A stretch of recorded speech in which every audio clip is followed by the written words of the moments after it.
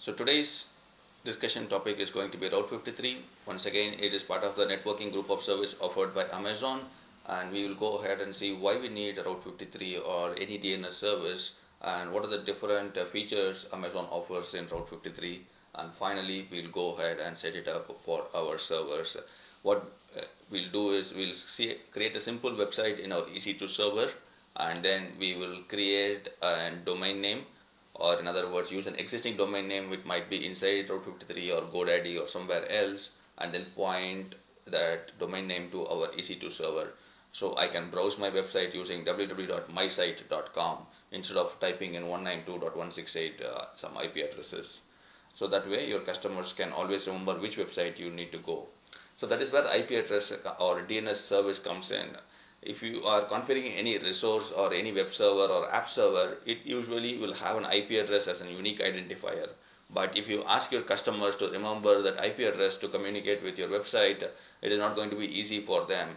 But whereas if you give them a user-friendly name like www.google.com or www.facebook.com, they don't have to worry about remembering the numbers, and they will be happily coming back to your website again and again. So that is where this DNS resolution comes in. Whenever a user puts in a domain name in the browser is going to take the domain name. Here the example that you see here is www.example.com, and that example.com domain name is going to send to a DNS resolver or the nearest DNS server. Quite possibly it will be hosted by your internet service provider, or if you are in an enterprise sitting in your office and doing this, your enterprise will have its own DNS server. Then that DNS server will do a reverse mapping from domain name to IP address, and it will take that IP address and give it to the browser or the application, and the application will send the traffic directly to that IP address. So as an end user, what you do is just get the DNS resolved to an IP address, and then you forward it to the application.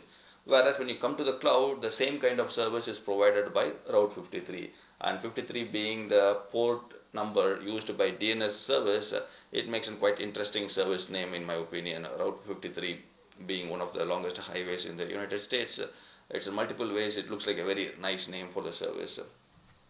So what exactly DNS offers? It offers a domain name authoritative domain name service. That is there are two types of services. Say for example, if I know or somebody updated my records as a DNS server in my company, then if I am providing that response, then I will say I know exactly this is updated to me and I am the owner of this record, so I am giving an authoritative answer.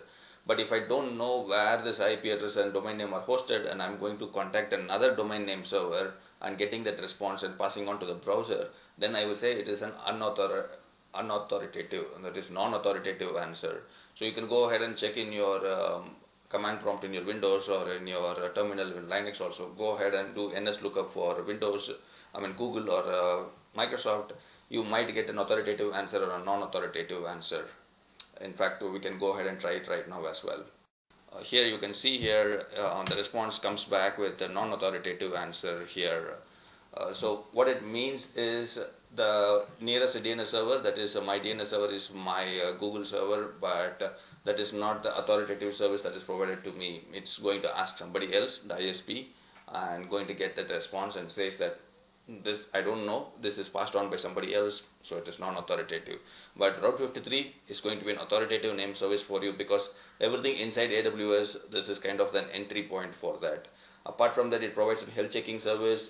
You can check which services are available, which is behind say EC2 servers or S3 or ELB, because Route 53 can point to all these three, and you can check whether they are available or unavailable.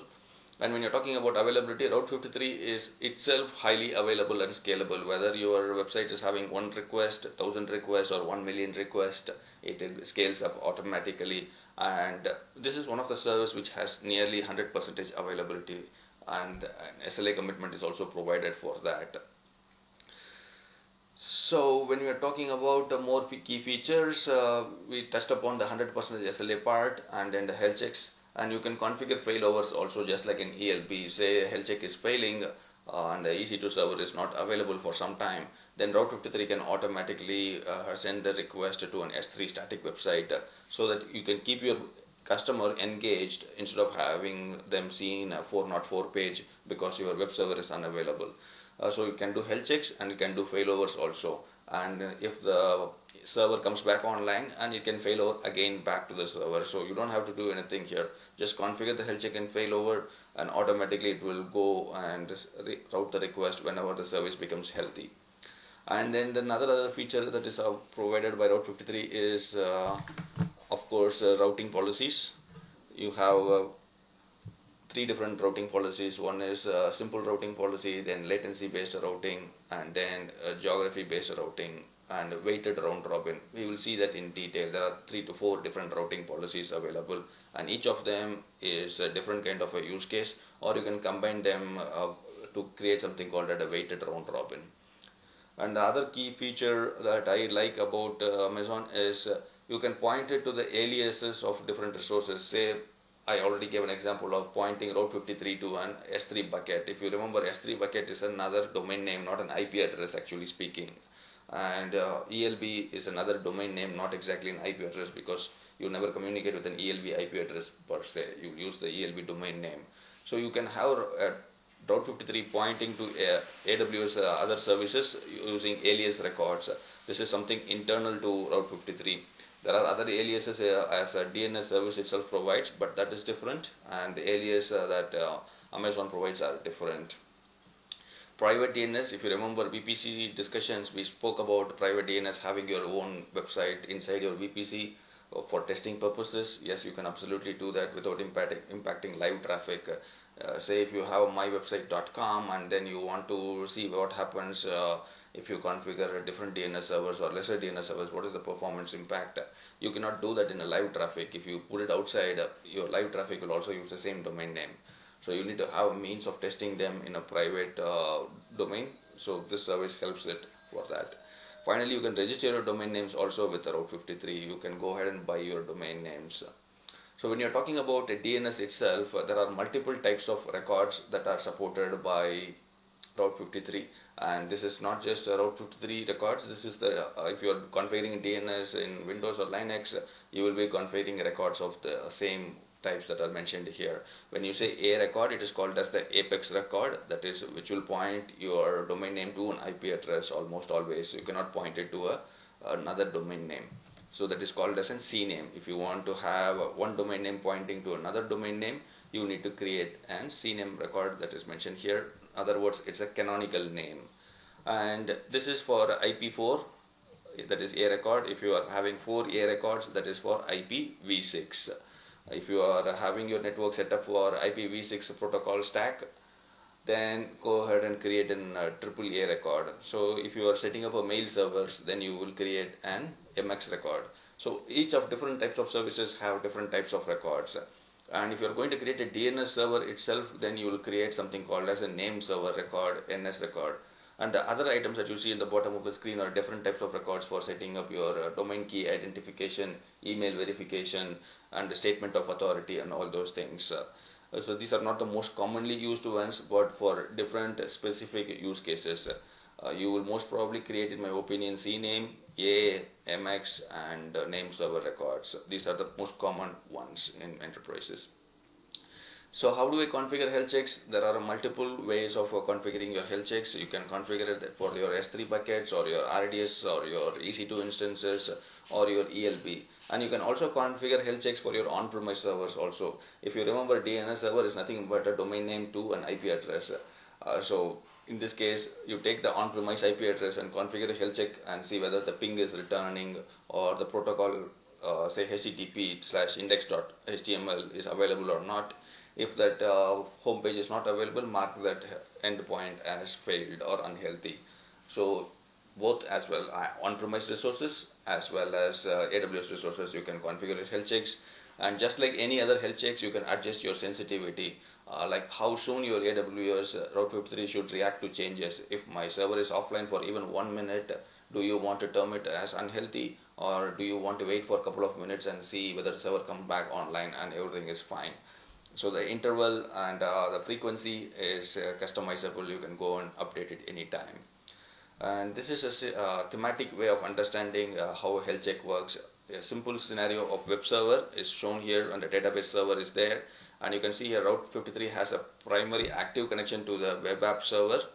and it has a secondary inactive connection to my S3 bucket. And it was also doing health checks to my web app server, and as of now my health checks are all fine, so everything is green, great. But after some time, let us say my health checks has failed, and you can see here the traffic has been automatically shifted to my secondary, that is S3 bucket, and my secondary connection or my secondary record has become active now. So this is how the failover configuration actually works in the real world. So one will be primary, another will be active, health check fails, the secondary becomes active. This is a very simple failover configuration. You can have more complex failover configurations. Say you will take multiple metrics, probably you reroute it to another geography instead of an S3 bucket. So many types of configurations are possible, but all of them will have one primary and secondary, and what kind of algorithm you have in your failover is absolutely depending upon the enterprise which sets it up.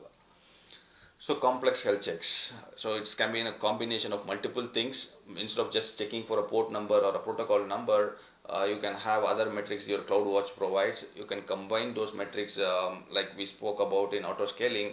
You will see how much network activity is happening in my EC2 server, or how many transactions are processed in my payment gateway, or I will go ahead and see what is my database read and write transactions and see what is the metric, and combine them with my protocol metric, combine them with my latency metric, and I will create my own health check, and then based on that health check I can go ahead and set up my failover mechanism. So these kind of AND operations, or all these operations are available. You can combine them, or you can do an OR, not all these operations possible. So that is what complex health checks can help you to achieve. So coming back to the routing policies, the first and foremost and most simplest of all of them is a simple routing policy. If you have multiple resources, it kind of does a round robin, pings first server, pings second server, comes back to the first one and goes to the second one, keeps on doing that. But sometimes you might need more complex routing than that. Then Amazon comes and gives you 3 different complex routing policies. They have listed here: weighted round robin, latency, geolocation. Let us see them one by one now.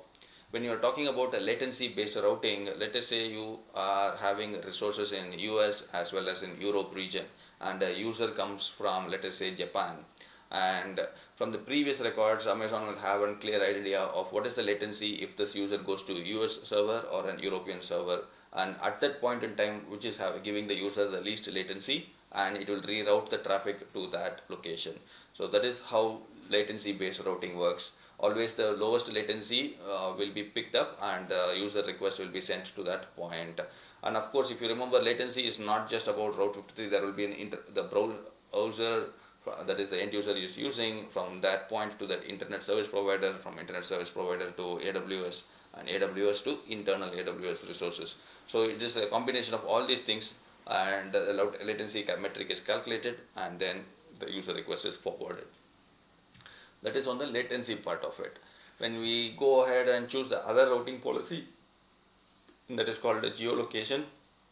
Here again, if we take the same example, the user is in, let us say, Japan, and then your resources are configured in Europe and US, then you can explicit routing. You can say that all my Japanese customers or Asian customers will hit only my Europe servers, whereas all customers from North America and South America will hit only my American resources. So you can have these explicit routes, and you can also say something like people from certain countries cannot reach my resources at all. For example, until few years ago, if you go ahead and see Netflix, most of the times you will see in India especially, Netflix is not available in your country. We are working on it, something like that. So you can go ahead and configure a static page and say you cannot access my resources if you are coming from certain countries. So if you see here, Amazon gives you granularity based on a continent, country, or even state also. Depending upon the compliance policies or depending upon the granularity you want to achieve, you can go ahead and filter it out by any time. And of course, your GeoDNS can be combined with your latency based routing or any other failover mechanism also, so that your users are always having the best experience when they are coming and browsing your applications. So moving forward, the last one is weighted round robin. It works on a more of a mathematical formula, in my opinion. The formula is roughly given there. you create weights for certain metrics. Say my important metric is latency. I'm going to give 60% weightage for that, and the number of queries hitting my server is going to have 40% weightage for that. So I'm going to calculate this weight and then see how much percentage, what is the total number of weight that request has come, and then based on that I will do a routing. So you can have complex scenarios. I've just given two metrics to calculate your weightage. You can have any number, and based on that, and this happens for each and every request, and then based on that the request will be forwarded to the appropriate resource. And for this you will need definitely other teams support. You will not be able to configure it on your own, because as a AWS engineer, if you're doing it, you will most probably use latency, number of requests, and you will not be taking into effect what is the application performance. So you wouldn't want to do that. You will want to talk to your application teams and see whether your request can handle this many requests. If my weighted round robin is picks always one server. So, and you will also need careful load balancing and testing new versions, because the weighted round robin can pick up certain servers because the new versions are faster, and it might tilt your traffic towards one side. So you would want to use it very carefully, and you will most probably work very closely with your application teams when you're using this policy. Finally, private DNS. We have spoken about it quite a lot of time, but the other point that I would like to highlight here is it's often called as a split view or split horizon DNS, kind of like saying you can let us say you do some testing on your internal R&D without impacting your public domain name. The idea is called as a split horizon because beyond that horizon it feels like a different world.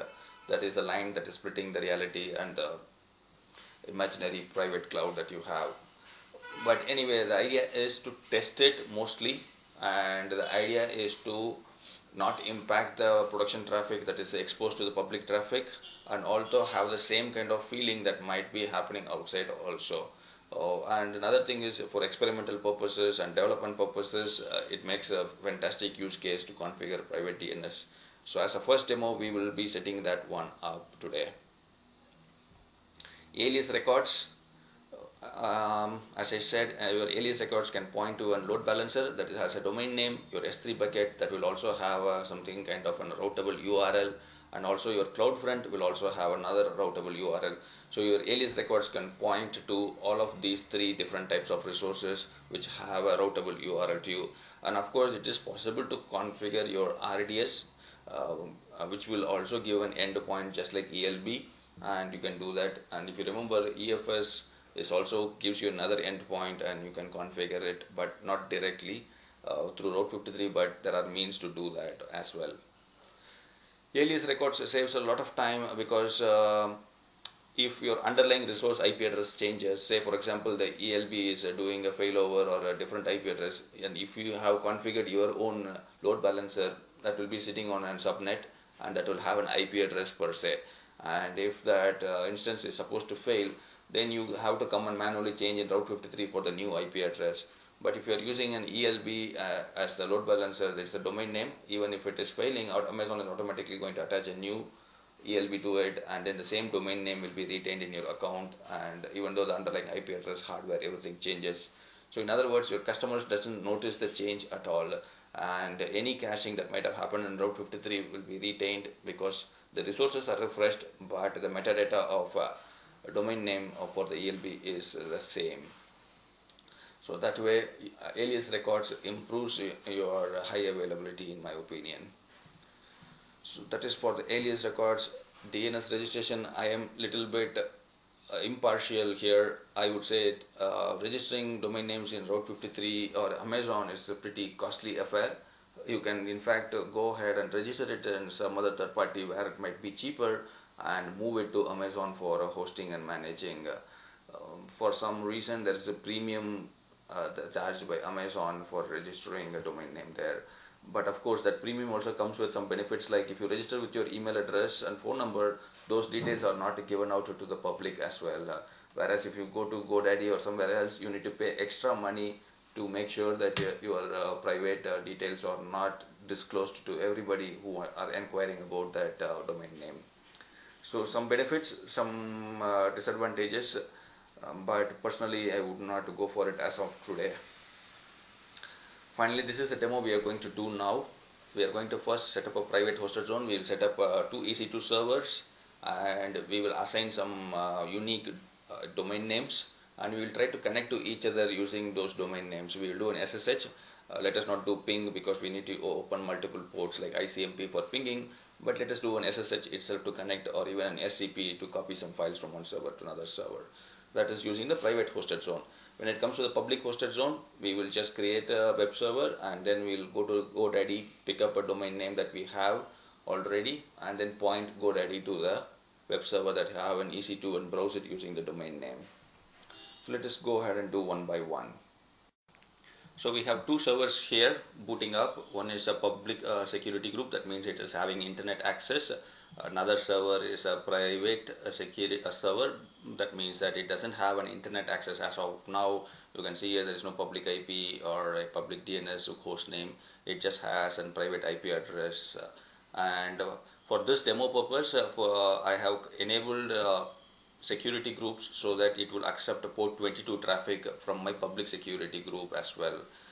So it accepts two traffic. One is 80 and another one is port 22, and this is my security group ID of my public security group. If I go here to public, and you can see here this guy accepts traffic from internet for port 22 and internet traffic for 443 as well as 80 as well.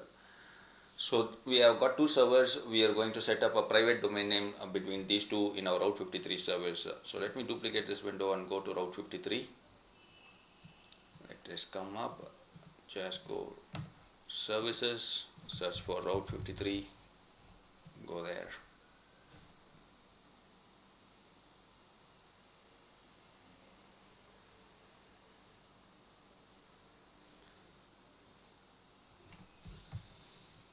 So it's coming up. So there are multiple services provided by Amazon here: DNS management, traffic management, availability monitoring, and the DNS registration part of it itself. So we are going to start with the DNS management. The first thing that you do in Route 53 is almost always create a hosted zone.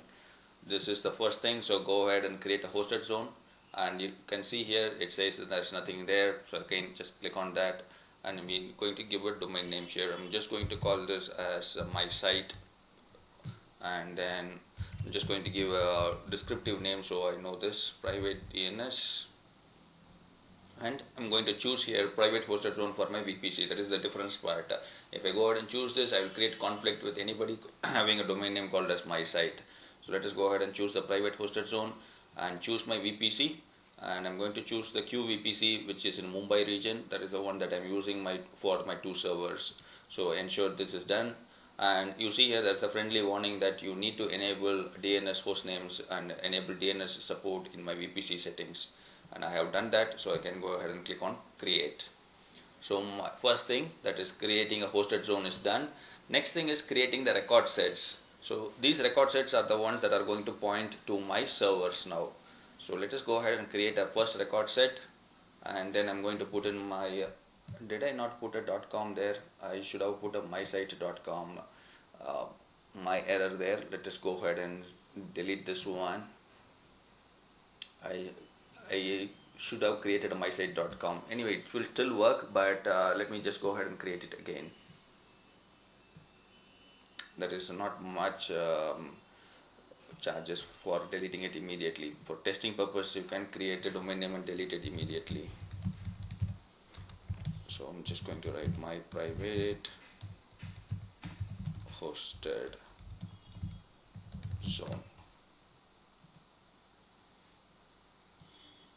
So click on private here, choose the VPC, click on create, then go ahead and click on create record sets once it comes online.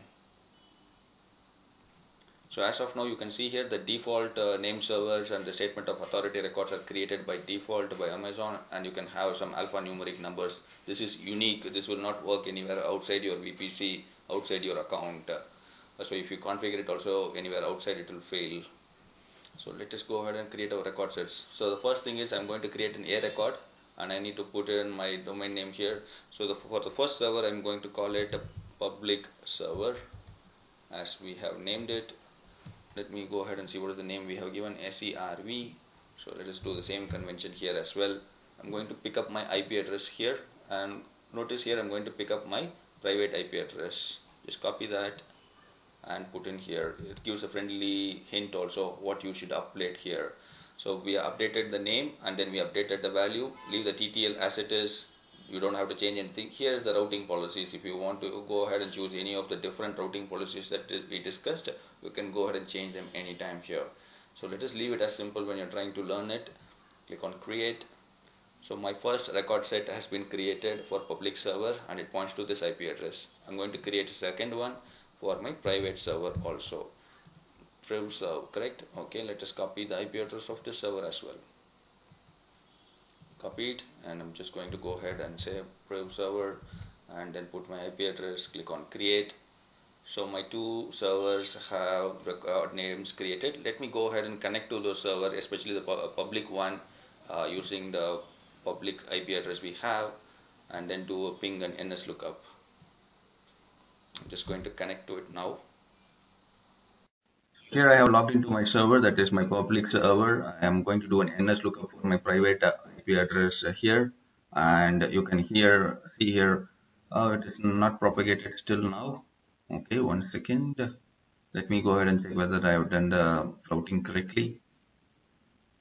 Of course, I did not configure the reverse lookup, so the IP address doesn't point to the domain name. But if you go ahead and do an NS lookup for my pubserv site, .mysite.com, it points to my non-authoritative answer saying this 10.242.0/0141 is my IP address.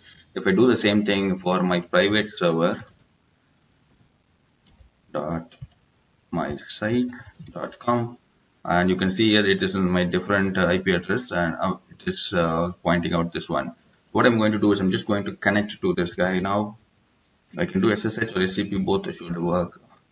I don't have the keys, but anyway, let's go ahead and do ec2-user at mysite.com. We should be getting a prompt, and if I put yes, it will get disconnected because the key has not been copied.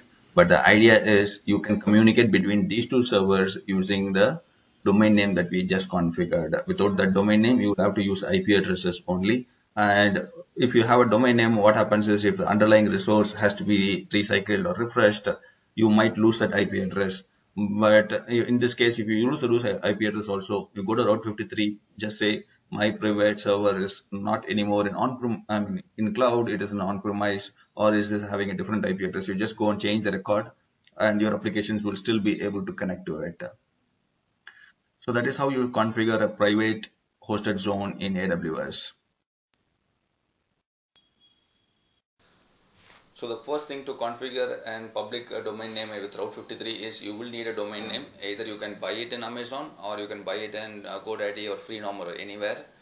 Here in this case, for this demo, we are going to use the GoDaddy domain name called as yuncle.com, which is in my domain, and all the details about my domain name are listed out here. And then you can also see that there is an option called as manage DNS. So if I go to manage DNS, it will allow me to update my DNS records. Let it refresh. You can see here there are some A records, CNAME records, and all those things are updated. And if I scroll down here, you can have the DNS name also. What we are going to do next is we are going to go to Route 53 and create a hosted zone for this yuncle.com, and then we will take the name servers that Amazon provides and update them in GoDaddy. So go ahead and create a hosted zone,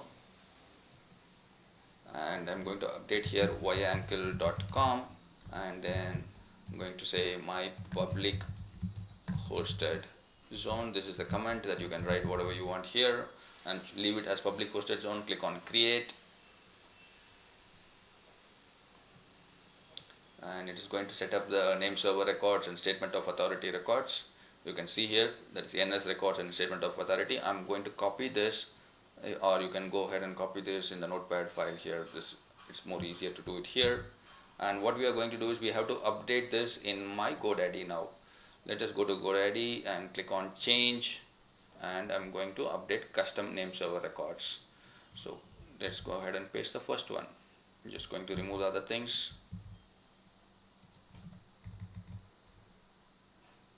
So there are 4 different name servers are provided to me, and I'm just going to add that.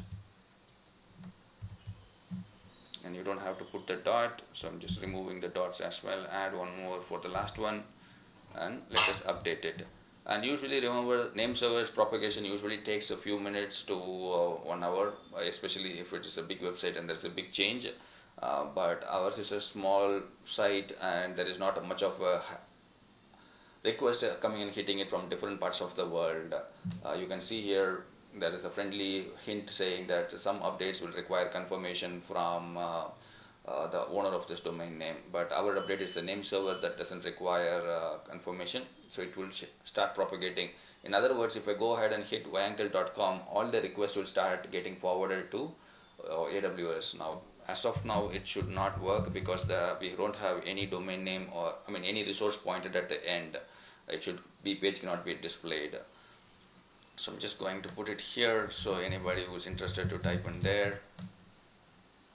So now we have configured our GoDaddy to point it to AWS. So the next thing that we need to do is we are going to tell AWS where to send those requests to. So we are going to create a record set, and that record set will tell AWS that point all the Apex record to my EC2 server which is running a website, and that is what my browser users want to see. So go ahead and click on create record set, and then it is an A record, so leave it as it is, and then you don't have to type anything. Leave it, and then let us put the IP address here. I'm just going to copy the public IP address here, and it would be preferable if you have an elastic IP configured to your server, and then use that elastic IP here, so that if the server is the recycling also, you will still have the elastic IP available, and align it to the new server. So again, leave it as simple routing, no need to change that. For basic learning activities, click on create. So now this request has been taken by Amazon, and it is going to take some time for propagation. It might be usually sometimes a few minutes, or sometimes it might take up to 10 minutes also. So now what we have created is an Apex record. So what will happen if somebody types www.yuntitled.com? I don't have a record for that, so I need to create a record for that as well. So how you do that is go ahead, create another record set, and say www.yuntitled.com, and here what I'm going to choose is canonical name. And when I choose canonical name, you can see here it just helps me with the domain name, saying you can choose something like this. So that's what I'm going to do. I'm going to say whenever somebody types yuntitled.com, point it to yuntitled.com itself. So it's cyclic. This canonical name will forward it to the Apex record, and then still they will be able to browse the same website. So any record coming and hitting www will be redirected to this, and this will be redirected to this record, and that record will be redirected to this IP address. So people will be able to access my website using the Apex record without the www, or if they want to reach it through the www, that is also possible. So I'm going to try and put it in my browser and see if the propagation has already taken place. You can see here my website is starting to load. I am going to assume that it is picking up some registries. No, that is not. I must have made some entries there incorrectly. I must have typed something incorrectly. www.yuntitled.com. Yep, that is the website I'm supposed to see, and I'm able to see that. And there's one more page configured. So if I go ahead and do home.html, that page should also be picked up and shown here. So that is how you configure your EC2 servers to receive traffic using a friendly URL instead of having a www.ec2.amazonaws.com. This is a friendly URL people can easily remember, and they can come back to your website or browse it or recommend it also. So here you can see here on the left hand side you have health checks. You can go ahead and configure your health checks for any IP address that you are interested in. Just go ahead and click on create health check, and then what is the endpoint you want to monitor. I'm just going to say my web server, and it is an endpoint type of health check, and I'm going to use a IP address and HTTP. So IP address, I'm going to take it from this server. So I'm just going to say monitor this IP address. So since I went back, it gives an error anyway. And you see here, I don't have to give a domain name. It's optional only. If you want to give a domain name, you can go ahead and give it. But I'm going to say import 80 and in the path of index.html. And if you're not sure, you can just go ahead and check it out. What is the recommended files there?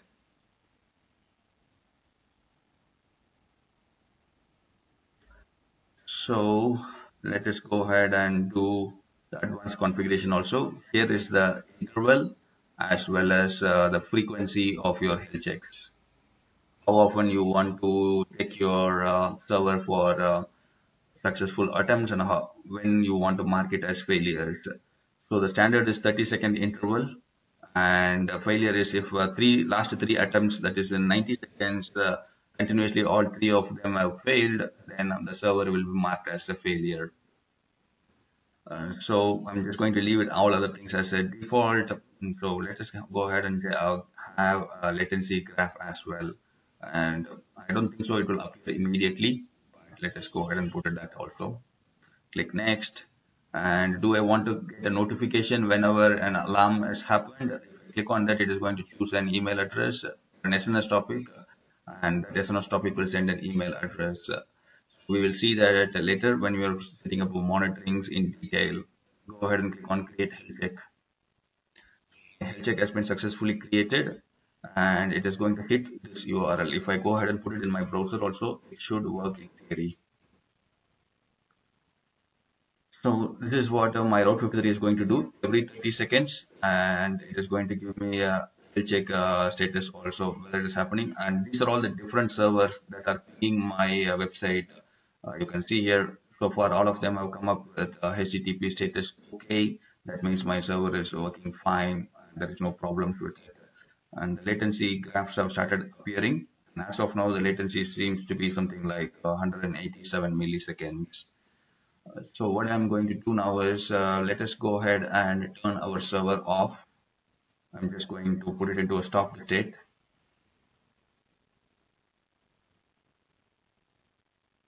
So this should get triggered or this should start reflecting on my Route 53 health checks in a short while. Remember, it does a check every 30 seconds. So if you wait for a minute, you should be able to see some failures on my Route 53. So now my server is completely in stopped state, and if you can notice, the public IP address is gone. So no longer my website will be reachable in the IP address where Route 53 is doing the checks. So you can see here when I come to my health checks field, it says the health checker could not establish a connection within the timeout limit, and it has marked it as unhealthy. And you can see here last 15 minutes now is unhealthy, and all these parameters will usually what happens is it will go ahead and trigger an CloudWatch alert, and then you will get an email when somebody will come and have a look and fix it, or they will go ahead and configure the Route 53 to do a failover, and automatically the failover will shift to a healthy instance. So that is how you configure health checks in your Route 53. So here you can see here I was having one instance continuously for 2 pings, and the third ping it went offline. So that is how you configure health checks. If you have any questions, let me know on how to configure health checks. I'm happy to help you with that.